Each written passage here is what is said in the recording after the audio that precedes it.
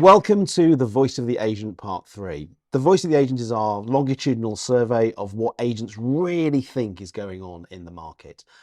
We've done two parts already. This is our third part. We did sales, lettings and marketing. We've done AI, prop tech, portals and sustainability. And today we're going to be talking about economics, politics, housing and regulation. And for this one, we're going to focus quite specifically on housing and politics. And because of that, I am delighted to be joined by Russell Quirk. Are you? I am. I think I am more nervous about this than I have been on others, but you will get nothing but truth and authenticity. You have strong opinions, it's fair to say. You have strong opinions. Lightly held or just strong opinions, strongly held? It depends on the opinion, but I never say anything that I don't believe. So none of this is pantomime. That's going to be refreshing in our current political environment. Yeah. I might even answer one of your questions. I will ask it 14 times. I won't do a Keir Starmer and just say, "Oh well, what I think you meant, Simon, was," or "I think what's important is." Yeah, we won't be doing any of that. Brilliant. So you founded Proper PR. Obviously, you were the CEO of eMove, and also you speak on several podcastings, but also talk TV. Yeah, bit of GB News, bit of commentary on the market generally. Obviously, I've got a couple of podcasts, which I should mention. The Two Russells, which is industry-facing, and Homefront, which is consumer-facing. And you're quite good at firing off a soundbite. Apparently, yeah, occasionally. I was with you when you gave the Daily Telegraph one, actually. You were laughing because you were in the background. I think we were at a breakfast table. It was a breakfast table, yeah. Same with avocado on toast, I think. Yeah, excellent. So this should be interesting. Strap in. Okay, so let's talk about housing first. And we shared a comment on LinkedIn about it because someone had said how many people had faith that the government would hit its target of 1.5 million. That said, agents overwhelmingly reject in any way, shape or form that the government will ever hit 1.5 million homes to be built. Yeah. They call it fantasy. Rather than talk about what they're doing, what would a credible housing strategy look like? So this might surprise you. But given that we haven't built enough homes in Britain since the 60s under the Macmillan government, where we managed to exceed 300,000 units a year, we did that based on the need and then the response by way of social housing. So under the Macmillan government, who happened to be Conservative, by the way, complete coincidence, I'm sure, there were about 300,000 homes built, and actually the majority of those were, do you remember council houses? Yeah. When we used to build council housing, it was council housing.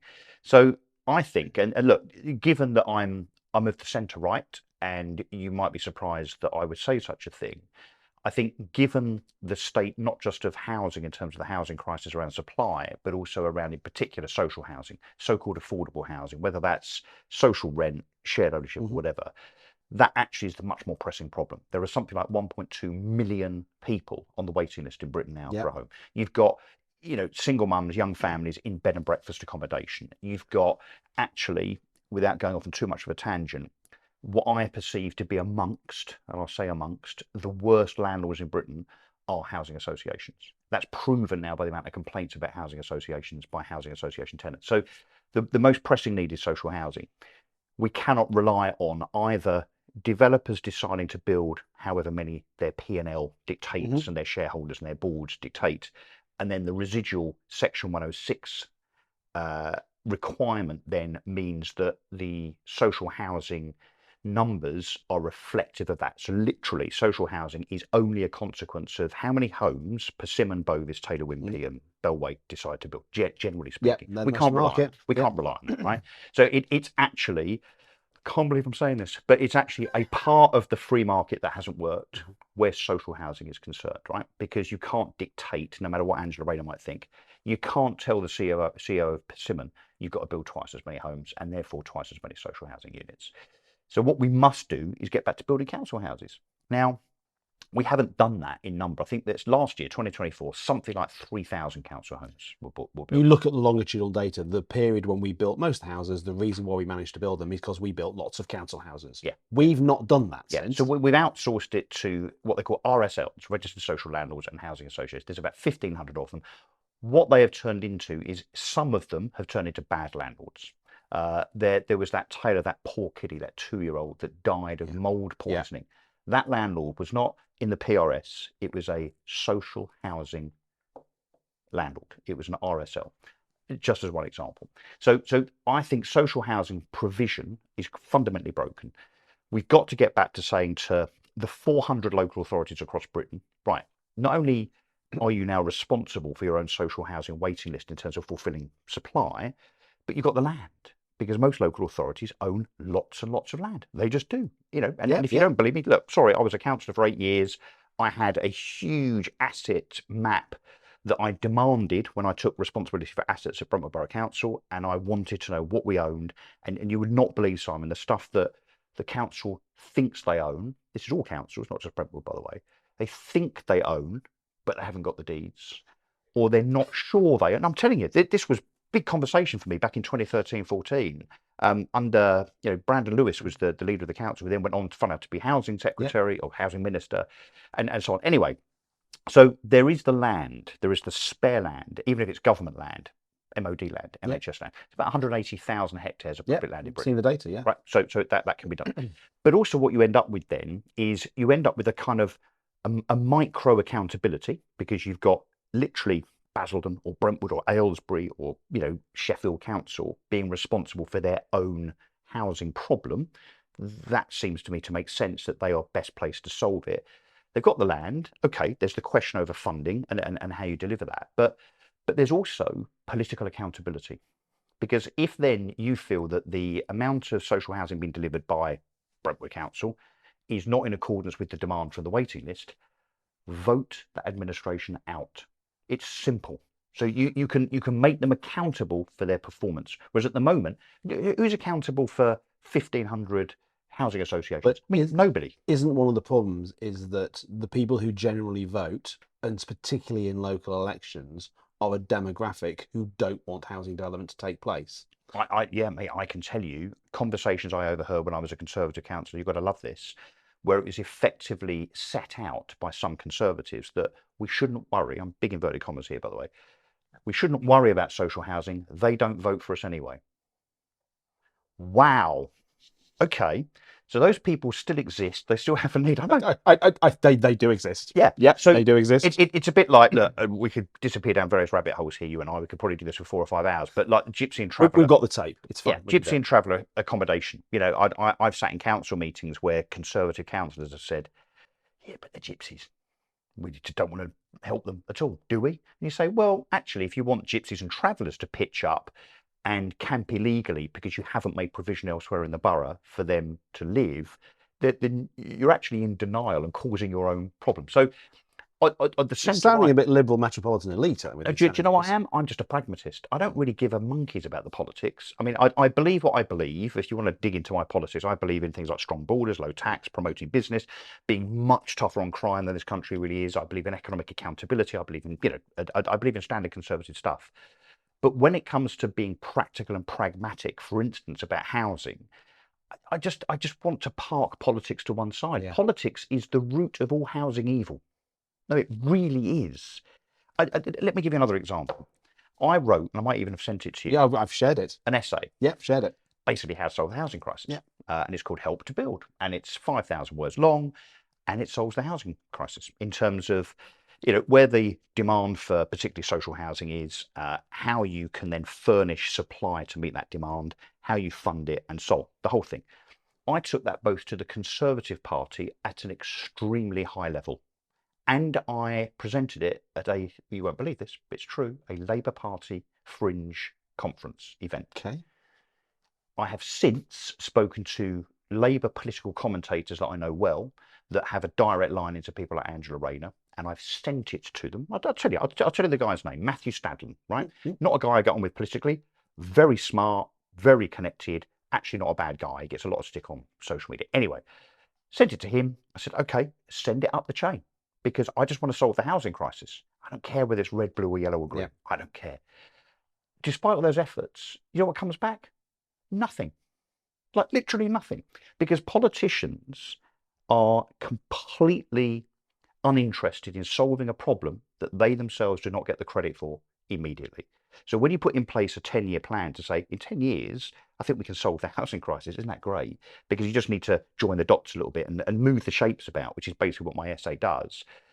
The likes of whoever the Conservative housing minister might have been 4 or 5 years ago, Angela Rayner now, Matthew Pennycook, who is the housing minister, they sit there thinking, well, I'm all about popularity, power, votes, and ego, basically. Well, obviously, I'm paraphrasing. They never tell you that directly, but that's what they think. So why would I now put in place a policy where the beneficiary in terms of the credit for that outcome is probably 3 or 4 housing ministers down the line? Well, no, I won't do that then. But I will now create a headline to say, oh, I've just found £39 billion for social housing. But wouldn't you think, It's corrupt. It's morally corrupt. regardless of the politics of it, we have a government that's in place now for at least another 4 years? Because, however you feel about that, I'm so happy.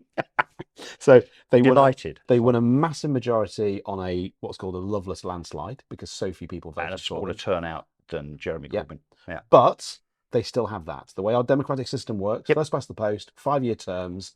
We've got 5 years to run for this to happen.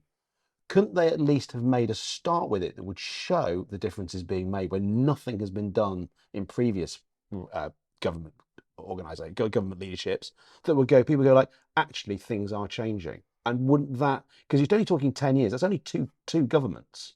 Yeah, it could be 2 terms of one government. Yes. Yeah. So presumably, I don't understand, maybe I do understand, but why wouldn't they have gone, that would be a vote winner in 5 years' time, 4 years' time, 3 years' time, 2 years' time? So apart from what I guess we call the human behaviour element and what drives politicians, which is, I'm afraid, it's not the electorate, it's not the public, it's not, doing the right thing, no matter what they say on camera. It's about them. It's about career, popularity, votes, social media, and then maybe how much money they can earn after politics. I mean, it just really is, right? And I'm not saying that every politician's like that, but the majority, if they weren't like that when they went into politics, they become indoctrinated to be like that, right? That's just what politics does. I think one of the other issues is that there is nobody, probably even in the last Conservative government, but definitely this government, that really understands the property market. I mean, I don't know anyone in the industry, and I know a few people in the property industry. I don't know anybody that's ever had a call or an email from government or local government to say, whether it's, the NRLA, whether it's a house builder, whether it's the RICS, whether it's Property Mark. I know there's probably dialogue, but it's all a bit fluffy and pretend. I'd love someone to let me know, if you don't mind me making this little appeal. Yeah. Anyone at a senior level in property that has ever had contact from national or local government for help, guidance and advice, if there's anyone out there in the industry that has had that approach, please let me know, because I bet no one has. How can you fundamentally try to improve and change housing policy if you don't even talk to the industry? I mean, Matthew Pennycook, lovely guy as I'm sure he is, what does he know about housing? What does Angela Rayner know about housing? Apart from apparently shifting a few council houses for a profit. That's a fact, by the way. So Allegedly. Oh, she did shift it for a profit. It's just the tax that is the alleged Okay. impropriety. I didn't say that. Well, I don't have any lawyers on this. So. but so they don't know. It would be like you and I setting up a business, I don't know, making marble statues. Exactly. What do we do here? Where do we get the marble from? Who's the sculptor? I mean, you know what I mean? I know it's a ridiculous example, but we're expecting politicians that grandstand and are populist to solve a fundamental problem within Britain with no experience in doing so whatsoever. And you can't rely on civil servants to do it, because how's that gone for the last 30 or 40 years under most governments? I mean, am I right? Am I wrong? This is going to lead us into a conversation about how the voting behaviour of agents has changed, and we'll get into a couple of questions. But what was interesting in the report, to stick to housing for one more point, is what you see from agents is they're very much about supply-side solutions. You build more houses, you open up the planning system, blah, blah, blah. The public is all about, they want more regulation and tenant protection. Mm-hmm. So there's two kind of different sides to how people perceive the world. Agents and homeowners disagree generally on how the problem should be solved. Is that a problem? Is the answer both, or do we need to address the perception gap between them? So I don't think we need more regulation. I mean, trying to get planning permission now, if you're a developer trying to get planning permission for 10 units, let alone 100 or 500 units, in terms of the red tape around the planning system and the consultations and the reports and the hoops that have to be jumped through, but particularly when it comes to, I'm not saying they're not important, but matters of environment where, you want to build, as an example, 300 homes in a viable place, but you can actually only create and publish a report to the council based on certain wildlife like newts in a 2-month window of the year. And if you miss it, it means you sit on that land paying interest to the bank until you can then, until the newt season comes back, right? So we don't need more of that, do we? Notwithstanding it is, I mean, and the ridiculous thing is we stop whole housing developments based on badgers, and then developers are made to build badger tunnels for 5 million quid. And then on the next field, 3 months later, the farmer's told to go out and start killing badgers by shooting them. It makes no sense whatsoever. So do we? It's true. It's true, isn't it? It's madness, right? So no wonder we tie ourselves up in knots. So do we need more regulation? No, we need less regulation, I think. I think we need more incentive. So yes, we need to build more homes. I think, and unless you subscribe to the ethos of compulsory purchase, right, which is, But this goes against conservative I heart. don't give a toss. I don't care. But you're a man of firm, traditional, not one nation conservative, but conservative principles. No, but don't characterise me by the current conservative. I don't know, because they're nothing like what conservatives They're not were like. conservatives. Most of them, the likes of whoever, Tobias But Ellwood you're and almost talking, Jeremy Hunt and so on, they're Liberal Democrats. being quite state interventionist. No, I'm not. No. So, for instance, I'm not. So, Compulsory council purchase has to be. No. I'm saying unless you agree with it, then the compulsory purchase is a solution if you believe that there are 1.5 million empty homes in the country, which there are, owned by private individuals, companies, and local authorities, and you seek to go and compulsorily purchase those homes to put them into the system. I don't advocate that, right? Okay. Because that would be very, very left wing, and I think that there's a whole load of implications to that, not least. It is litigation. It is the most popular for both agents and the public. Yeah, but we need to, as with all things ideological, and that is quite ideological, we need to think about the actual practical consequences. The fact that if I owned a home and I chose to keep it empty for whatever reason, let's say it's my mum's house, she died 3 years ago, I can't bring myself to sell it, right? Let's say. I'll be made to sell it by the government. They might offer me a figure that is unacceptable. I might just not want to sell it for whatever reason. It's up to me. It's my home. It's a free country-ish. I want to be able to decide what I do with that asset. So, if we end up in a situation where I'm compelled to by government, I'm going to then resist legally. So you're going to have hundreds of thousands of people taking the government to court. I mean, what a mess. That's not the solution. The solution has to be in a country where only 9% of Britain is built on and only 6% is residential. That's the reality, right? So we've got 91% of Britain is not built on. And whilst I'm not advocating building on Snowdonia National Park or Thorndon Country Park or your kids' playground or your allotment. I'm not. There's enough space, privately owned and publicly owned, to build the housing that is needed for this country. There are problems with planning in terms of red tape and the protracted nature of planning. But there's also a problem, and again, I'm going to sound like I'm not very conservative here, but there's a problem with the top 10 PLC housing developers like Persimmon, Bovis, Bellway, Taylor Wimpey, let's name some of them, so I'm not singling anybody out, that have a land bank of about 600,000 homes. So, or equivalent of 600,000 homes. Now, some on the left might say, okay, let's penalise them. Let's say if you don't develop that plot and you've owned it for 3 years, we're going to fine you. Well, I suggest the opposite. This is where I am a conservative. An incentive, a tax incentive. So you say to the CEO of, let's say, Persimmon, all of them, by the way, tell you what we'll do, that land bank, which we understand why you've got it, because you have to be strategic and because sometimes planning takes time, or you might think, actually, don't know what we're going to do with that yet. That might be 100 luxury homes, it might be 300 mid-sized homes, we don't know yet. Well, why not say, okay, if you own something and you develop it out within 3 years, we'll halve your corporation tax on the profits. Make it an incentive. So make it a carrot, not a stick. So that's one of the things I do. The other thing, though, and you are going to get this, right? This is very much a political point.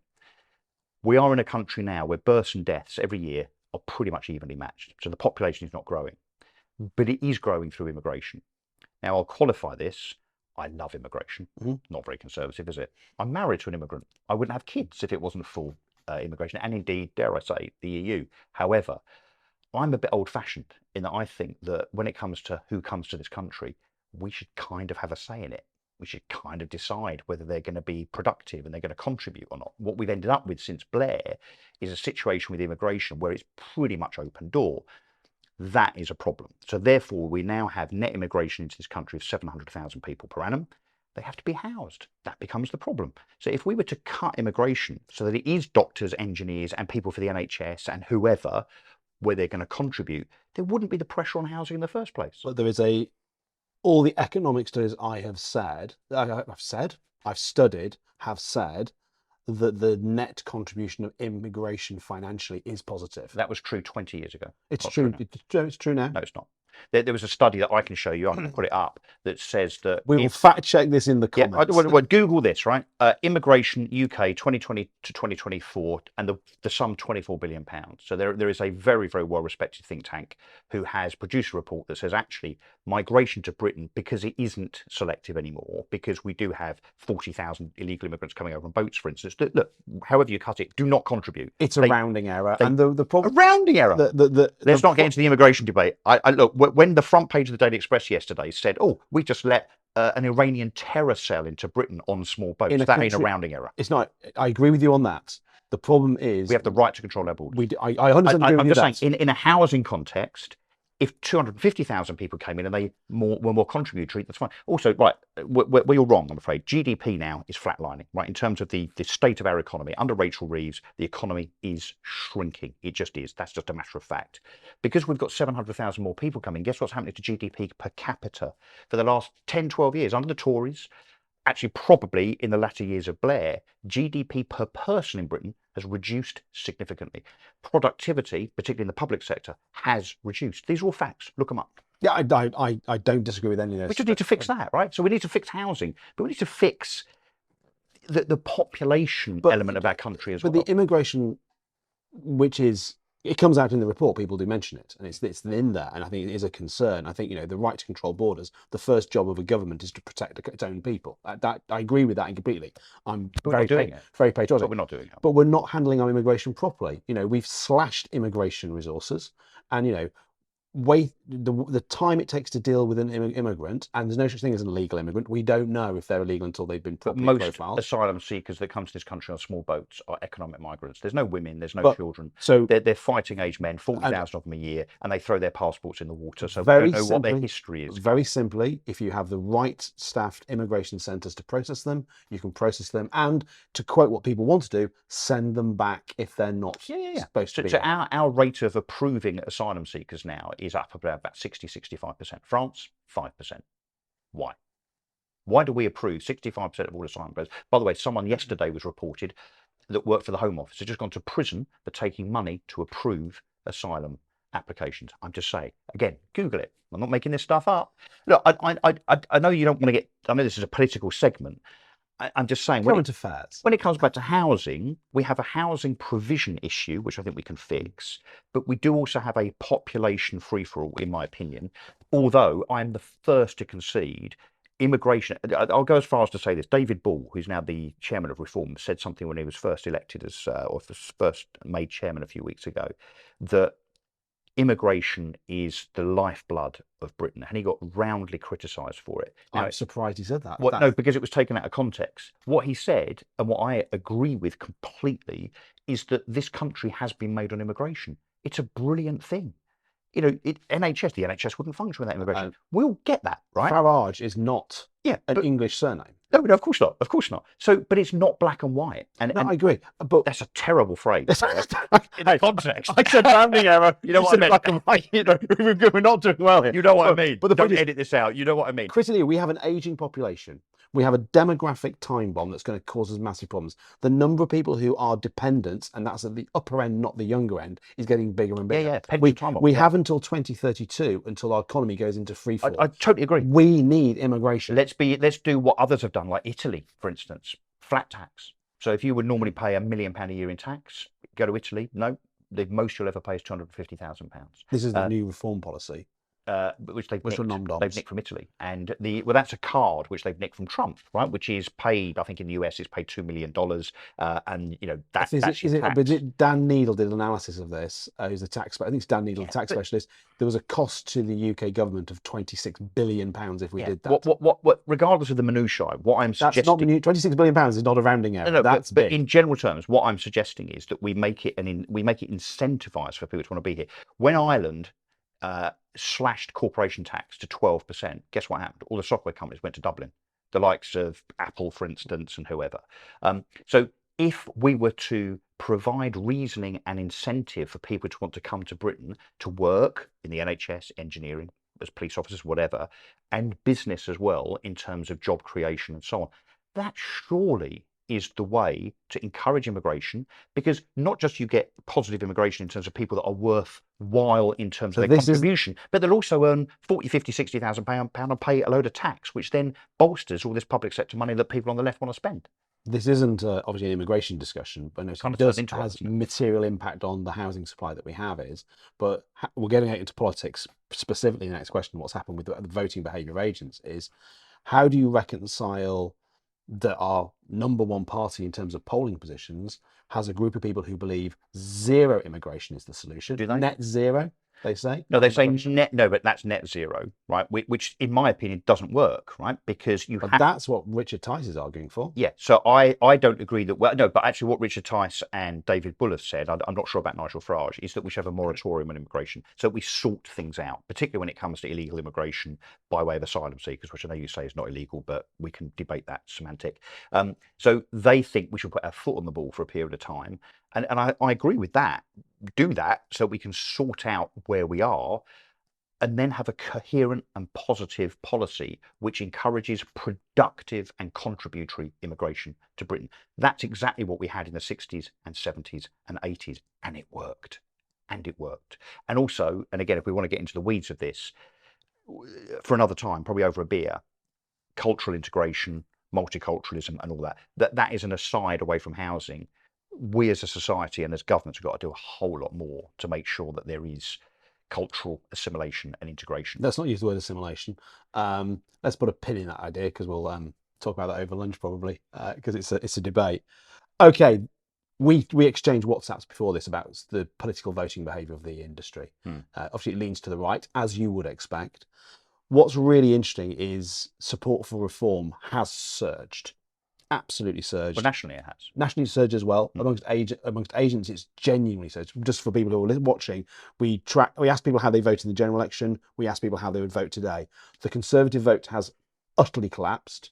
Labour is wiped out. UKIP gets subsumed by reform.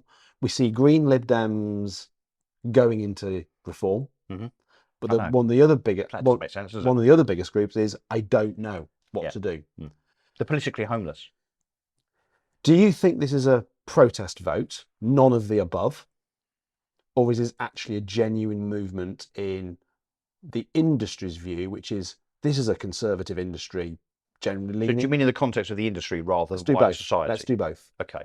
In the industry specifically, this is the voice of the agent, but I'm interested in your view on the country as a whole. Let's deal with the country as a whole, so societally. So what used to be a protest vote was the Lib Dems, frankly. I mean, and it's astonishing actually. To my Lib Dems friends, that's not true, but yes, carry on.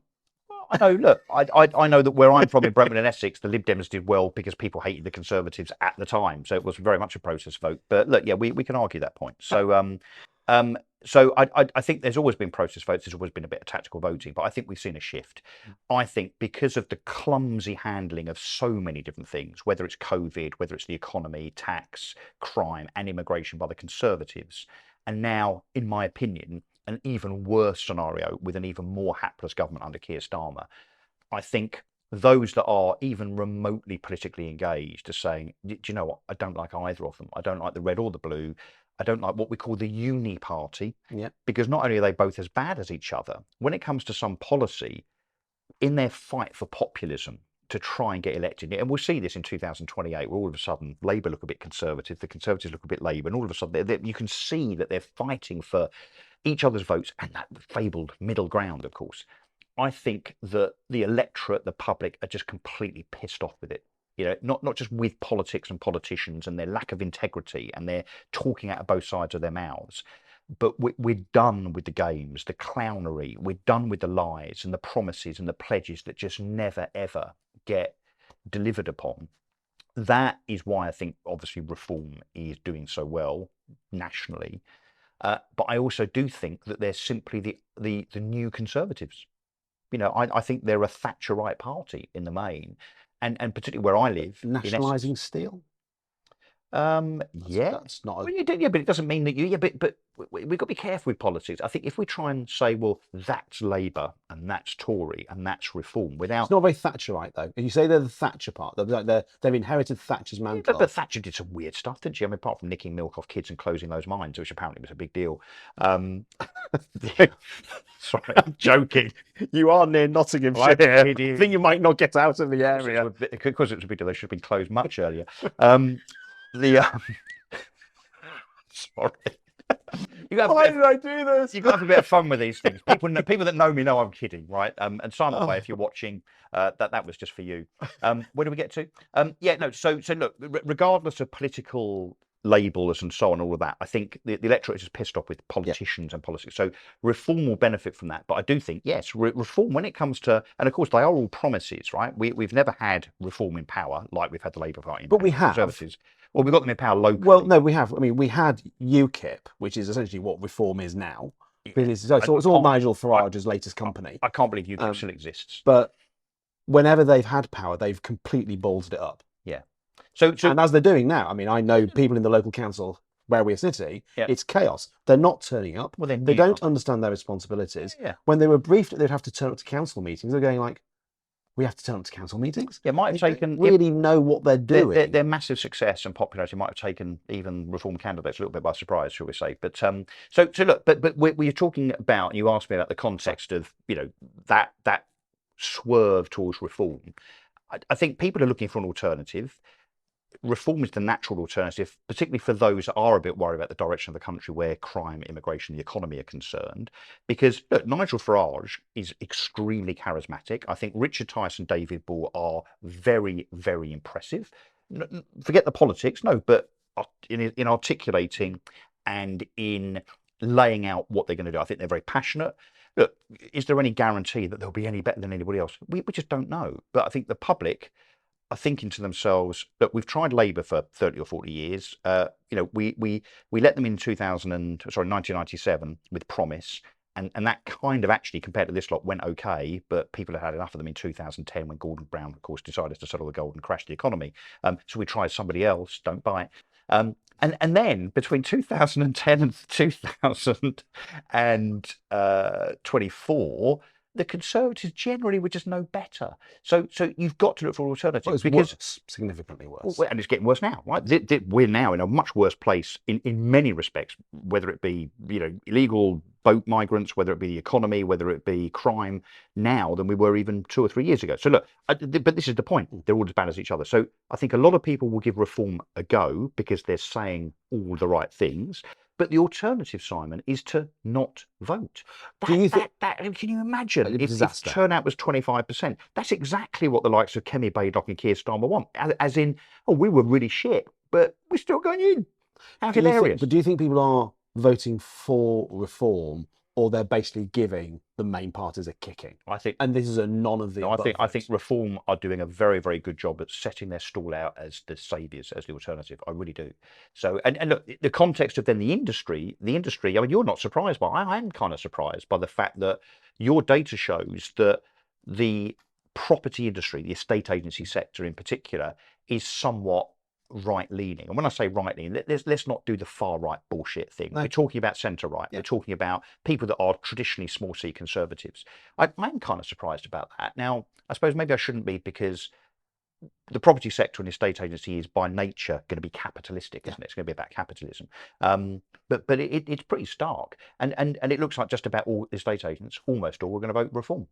It's a massive shift. I mean, it's 31% are going to go, but that's huge. The problem for Reform, and I think this is what you were kind of alluding to, is they now control 10 councils across Britain. They've got some mayors, one up here, where we are now. Hey, Andrew. How you doing? I'll call you. We remain to see what happens in terms of the outcome of those councillors, councils and mayors with regard to how they run things. So I agree with you, massive question mark over that. Not because I think they'll do anything wrong, but because they're untested, unproven. If they cock it up locally, that won't play well in the run-up to the general election. It's interesting when you look at the data again, because we're seeing this massive shift to none of the above. I take your point about Reform being people are voting for Reform because they want Reform. I think some people will be voting for various parties because they don't want the other parties to win. But when you even look at when people on the question of which party do you think would handle housing best, 40% would say, I don't know. It seems to me like we're moving to an area where a traditionally small business people generally lean towards the right, capitalist, all that kind of stuff. Naturally, conservatives will be the place they go. They've sort of lost faith in them. Labour's been essentially hostile to business for many people in their view. Yeah. Are we moving to an era where actually agents suddenly feel a bit more politically homeless? Well, it seems so, doesn't it? Although I was surprised by one of the stats in the report, which was that most agents think that reform will be best on housing. Reform haven't even announced a housing policy. So agents, why do you think that? Right? Is it just because you're either desperate not to support Labour and the Conservatives, therefore reform is the natural default position, including on anything, even housing, where they don't have a policy? I mean, I don't know. But reform haven't even come out and said anything. They haven't talked about council house. They haven't talked about numbers. They've been critical of Angela Rayner and her 350,000 homes a year, as they should be, because going back to your point earlier, I'll eat both of the shoes that I am wearing now if we get anywhere near 1.5 million homes being built, even by the end of 2029, assuming that's the end of the Parliament, assuming it doesn't collapse first earlier. So it's simply not going to happen for a whole bunch of reasons around PLC appetite, around Labour, and so on. So, yeah, look, so are they politically homeless? Yeah, but I think a lot of people feel that. But look, the other thing is, look, we are a long way away from a general election. Lots of things can happen. They say a week's a long time in politics. Yeah, 4 years is a hell of a long time. Yeah, and look, anything could happen to party leadership, to policy, scandals, and so on. So I think, the run up, the few months before whenever the general election is called, is going to be fascinating. Maybe people would have forgotten how bad the Conservatives were by then. I don't think so. Maybe Kemi Badenoch is no longer leader and it's Robert Jenrick. That's going to happen. On that, so do you think Keir Starmer will be leader of the Labour Party at the next election? No. Do you think Kemi Badenoch will? I don't think she'll be leader by the end of the year. Do you think Ed Davey will lead the Lib Dems? Ed who? Thank you. And Nigel Farage. He's opening a water park, apparently, Ed Davey. Nigel, it got him publicity. You should like that. PR. Yeah, a canoe shop. That's what you should be running. Do you think Nigel Farage will still be in charge? He's tried to resign from politics multiple times. I think he's aiming to be Prime Minister. Yeah. I think, I mean, I've met Nigel Farage a couple of times, been on his show once, and I met him in Parliament a while ago. I don't know the man. I suspect if you'd asked him 2 years ago if he thought there was any practical chance of him being Prime Minister, privately maybe not publicly, he obviously would have said, no chance, not going to happen. Now, I think generally he believes he can be, in terms of, electoral traction, electoral motivation. So I think now it's too big a prize for him not to go for. So I think he will stay the course. And look, I don't know what the odds are. I mean, it'd be fascinating to look at the gambling odds of Nigel Farage being. They must have shortened massively. I suspect they were 50 to 1 2 years ago. I bet they're probably 3 to 1 now. I'm just guessing. Look it up. Yeah. So let's put the boot on the other foot. One of the shoes you're not going to eat is it in the interest of any of the parties now to deeply engage with the estate agency, letting agency world? Do you think one of them could really steal a march by going, you know what, we're going to engage massively with this industry, people who really understand property? We're talking about housing supply or estate agency? Let's talk about housing supply specifically, because that's been a big issue, and then we'll talk about but they should also be engaging with house builders and former house builder CEOs and so on. It just doesn't seem that that's happened. So yes, absolutely, but it's a bit late, isn't it? Because by the time you do that and then you find solutions, you put them into place, it'll be 2027. So they should have been doing that in opposition to years before they got elected. So yeah, of course they should engage. And look, there's some rudimentary engagement. If you talk to Ben Beadle from the NRLA, look, he's at the House of Commons and House of Lords quite frequently, but it just seems that they're kind of paying lip service to it. That it's not really a consultation; it's a tick box exercise on the part of government. So, but they're clearly not listening. Have they listened to landlords and letting agents with regard to the Rent to Rights Act? And the implications that there could be on an exodus of landlords as a consequence, if that happens, they haven't listened at all. All they've done is tighten it up because I think they are hell-bent on the ideology of tenants are good, landlords are bad, without thinking about the consequences. What's next? When it all goes horribly wrong and there's less landlords and rents go up, let's hope this doesn't happen. 2 years down the line, do we get some front bench Labourites say, oh, I know what the solution is, rent control? But don't you think they should talk to us? You're the Prime Minister of the 6th largest economy in the world. You can call on the best talent that you want to help advise Like you. Angela Rayner, Diane Abbott, Your Jonathan Reynolds, Wes Keir Starmer Streeting. has no decision over Wow, Angela Rayner. so impressive. That's led by That's the the Labour party. Party. That's the party. Yeah, so Why impressive. they are literally on your thesis laying bombs that are going to explode in their face in the election in 2008, 2009. So Why have they not gone? You're a businessman. I'm a businessman. There's be business people listening to this and going, we wouldn't run our business that way. yeah. We're not tired of experts. We would go to experts and we would ask them for their expert opinion, because then we would be able to take the best possible decision. So you're asking me to place myself in the head of a senior Labour frontbencher, which is a really unpleasant place for me to be. I wanted to make you comfortable. You've made me But uncomfortable. let me just for a second, if I can just absorb just hold my nose. Hold my nose. Labour spirit. Okay, let me hold my nose for a sec and put myself in the head of Keir Starmer. Oh no, have I got to? Okay, let me just do that for a sec. I honestly think that first of all there is a lack of experience on the part of the front bench. None of them have had proper jobs really, and certainly none have run businesses. Right, that's a fundamental problem in terms of their understanding of how things work. I think the other problem is that Labour have spent so long in opposition, and there's what, as part of the cabinet, which is 34, 35 people plus ministers. Let's say there's 100 MPs in government. There's literally, you can count on one hand how many of them were actually in government under Blair or Brown. Yeah. So they have no experience whatsoever. The other problem is because they spent so much time in opposition, so 14 years, 15 years, I think they've become absolute ideologues. And I think they've sat there rubbing their hands in the year before the election thinking, oh my God, I think we're going to get in. I think it's our time. 2024 is our time. They're doing all the stuff around, for instance, rightly or wrongly, VAT on school fees, winter fuel allowance, family farm tax, all this stuff, which is, I think, ideological because it's what they kind of believe. And now as we're seeing with multiple U-turns on some of these things, all of a sudden it dawns on them a little while down the line, oh, actually, pragmatically, commercially, financially, economically, maybe some of this stuff is wrong. It's that sudden clash of ideology and pragmatism. So I think that's their problem. They're not really interested in experts because they've got to do the ideological thing. They've got to do the sixth form politics first. That's what I think's gone through their minds. But a year in, I mean, we're almost exactly a year. When this comes out, it'll be a year, 4th of July. Yeah. Wow. Independence Day. Oh, wow. So I'm kind of celebrating the first year of Labour government here, then, am I? Thank God there's no sparklers or banners or. I could take no digital. So yeah, I think the reality is dawning a year in that I'm afraid ideology is just that, but it's not really a way to run a government. So my final question, because this has been really interesting, actually, and you've surprised me on a few things, and actually, you speak a lot of sense on everything. A few things. Should the property industry stay politically neutral, or does its frontline role in economic and social life demand a louder, more policy literate voice? The problem with being too political is that with changes in government, you've automatically alienated yourself almost against one. But then on the other hand, if the government's in plural, Tory, now Labour, aren't really listening to the industry anyway, so what? I think there's a bigger problem here.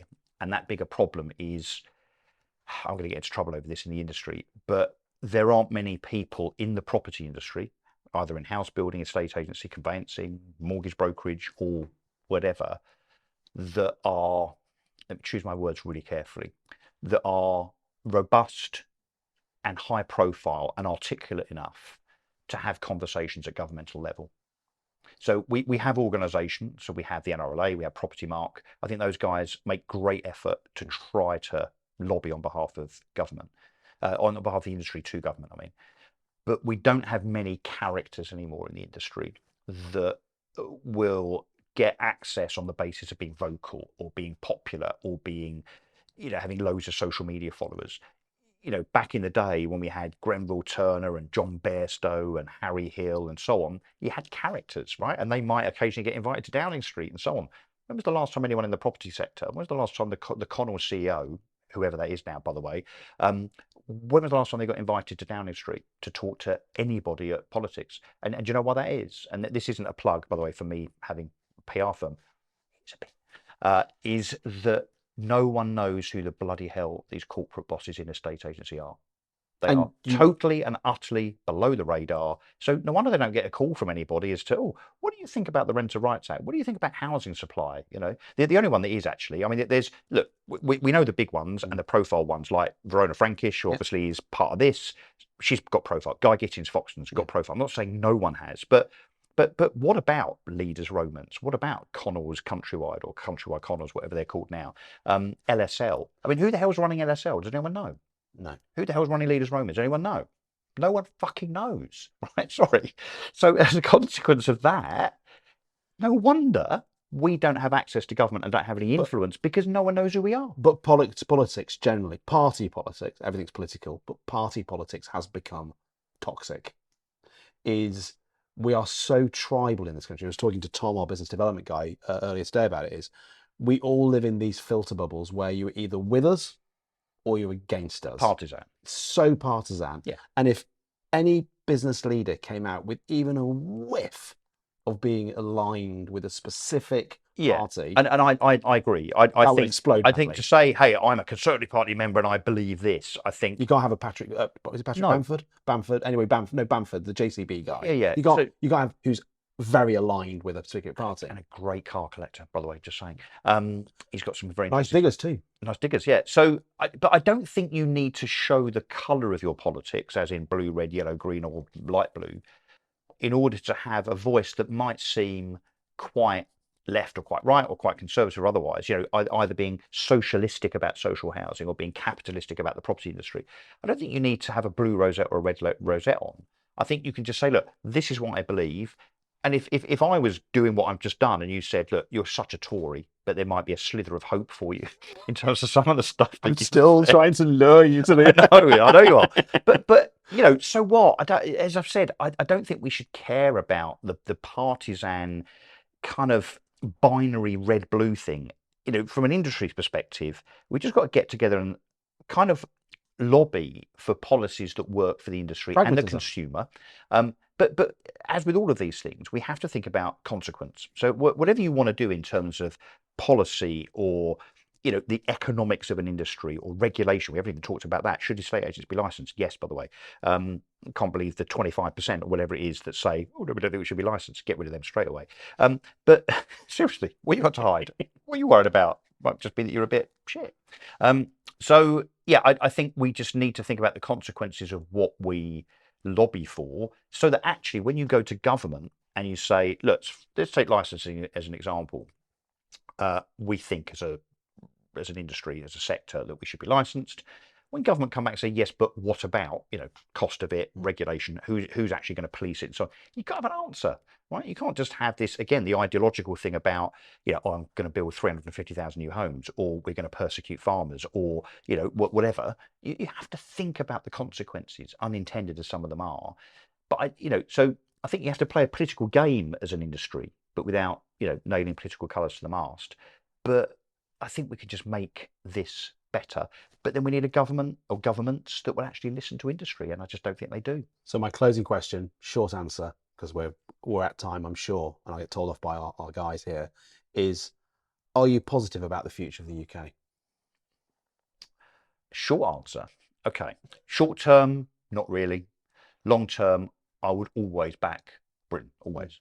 And I don't want to sound like a politician. I'm not. I mean, I have been, but I'm not. Here's what I think about Britain in the context of the property sector and business. We are incredibly resilient. Mm-hmm. We are, as individuals, as groups, as sectors, as businesses, fantastically entrepreneurial. We are not just we're not just entrepreneurial. We're kind of Teflon, and I think almost we succeed as an industry and as a sector, and maybe other sectors too, whatever those sectors are. Although you wouldn't want to be in hospitality at the moment, would you? But we succeed almost despite government. So the government does all this shit over here, and you think, what the hell are you doing? What a clown show this is, right? Whether it be policy, whether it be fiscally, whether it be regulation, whatever. And we kind of soldier on. You know, all of my mates, those that are in property and those that are not, are just going, okay, so I've got that challenge over here now, and I've got that to deal with. Yeah, okay, all right, well, I'll crack on. And I think that's the phrase, right? Britain cracks on. Keep calm, carry on. Despite Rishi Sunak, despite Boris Johnson, right? Let's be all-encompassing here, and definitely despite Keir Starmer and others. Liz Truss, so underrated. So she's the best prime minister we never had, but we kind of did for 46 days. Oh, this was such a conversation over lunch. She's just lovely. I met her the other day. Did Actually. they not give her a Lovely. fair chance? Is that what you're saying? I don't think the markets did. The free market, pure capitalist kind of. Yeah. So maybe we should control the markets. No, we should. No, No, don't. joking. God, I hope people that don't know me think, my God, he does say some weird things. I'm kidding. Yeah. So, yeah, I do have hope. I really do, because I think we're remarkably resilient and Teflon coated and entrepreneurial, and we kind of stand up for ourselves and fight almost regardless of what's thrown at us. Having said that, you have got, I think last year, 2024, the last few numbers that I saw recently, 10,000 millionaires left Britain. We're down to only 130 billionaires now, Simon. We had 156 in 2024, so lots and lots of rich people leaving. And those on the left will say, yeah, good, we hated them anyway because they had Ferraris and boats and big houses, and we're all a bit jealous, and the whole green-eyed monster thing. However, millionaires and billionaires employ lots and lots of people, and they do pay tax, and so do the people they employ. So we should be careful what we wish for. Russell, thank you very much. That was very, very interesting. I really value that. It was a good conversation. Am I in trouble? Not at all. Thank you, everyone. I hope you really enjoyed that. Thank you, Russell, so much for sharing all your opinions and quite a lot of... No, I won't say that. Please, please, please download The Voice of the Agent. Everything we've talked about is based on a report. We produce it every quarter. Next year, we're going to produce it monthly. We research genuinely the voice of the agent. We're rent-a-gobs. We're mouths who come and speak on everything. This is the voice of the agent and the genuine opinions of people in our industry. Please read it, form your own opinions, but it will be an informed opinion rather than just an uninformed opinion. Enjoy the report. Thank you.